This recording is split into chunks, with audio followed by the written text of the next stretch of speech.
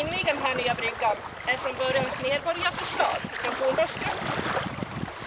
De skickade in sitt medborgarförslag till Avesta kommun i februari 2011.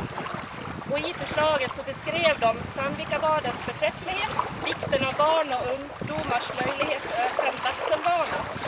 De skickade med ritningar, kostnadsförslag på material och förslag på att byggprogrammet på Karlfeldtsgymnasiet skulle bygga bryggan. De sökte även vidare stöd till material via Folkare landsbygdsforum och sen hörde de om att de även gått runt lite tatt runt hos företagarna här i Åland. 28 november 2011 beslutade kommunfullmäktige att bifalla medborgarförslaget. Byggprogrammet kunde börja sitt arbete. I maj var bryggorna klara och forslades hit med hjälp av ideella krafter från här i Åland.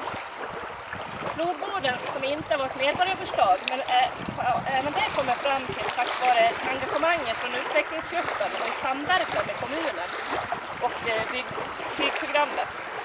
Och även där företagare och ideella krafter. Det är viktigt att det finns drivande människor och föreningar som genom sitt engagemang, genom samverkan med kommun, företag och andra föreningar kan hjälpa till att tillvarata alla goda krafter. Tillsammans kan vi göra så mycket mer. Tillsammans kan vi vara med och påverka och utveckla vårt närsamhälle.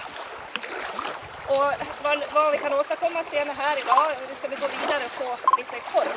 Så härmed så blir den nya badbryggan och slogbordet invigt.